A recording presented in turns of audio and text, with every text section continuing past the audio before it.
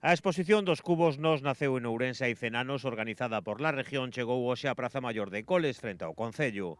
É importante porque hai que dar a conocer toda esa bella aurea que había en Ourense, estes escritores, artistas e todos da cultura que había en Ourense, entón hai que trasladarlle ao Concello de Coles a todos os veciños, sobre todo ás novas generacións, para que reconozcan esa tradición e ese pozo que temos en Ourense. En Coles, de feito, temos a Bieito Iglesias, que é un escritor reconocido, que xa traballou moito con esta xente, xa moito máis novo, pero bueno, viviu desa influencia destes escritores, artistas todos de Ourense. Este percorrido pola cultura galega admite varios paseos para desfrutar de deseños exclusivos da revista Nós, así como da vinculación da cidade á publicación centenaria e os seus ilustres, a xeración que fixo posible este fito.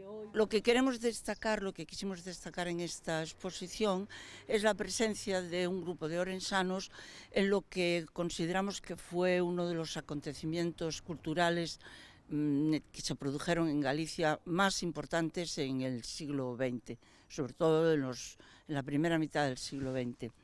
Y esa presencia, como digo, no es una presencia que es que nos pongamos sentimentales y exagerados, no, es una presencia muy real, porque cualquiera que oje la revista verá ahí a este grupo de orensanos que fueron los que la hicieron posible.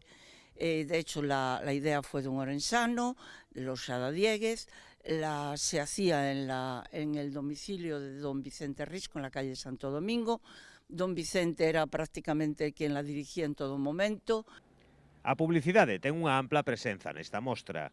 En la exposición de los cubos le damos bastante protagonismo a lo que fue la publicidad, porque resulta que ahí en los 15 primeros números, que muchos coinciden en reconocer que fueron los más interesantes y fueron los que se imprimieron en Ourense, la presencia de los orensanos en la publicidad es total. Hay más de 60 empresitas o profesionales que se publicitan en la revista y que cuando la revista se va de aquí, desaparece la publicidad y prácticamente es muy poca la que tiene a partir de ahí.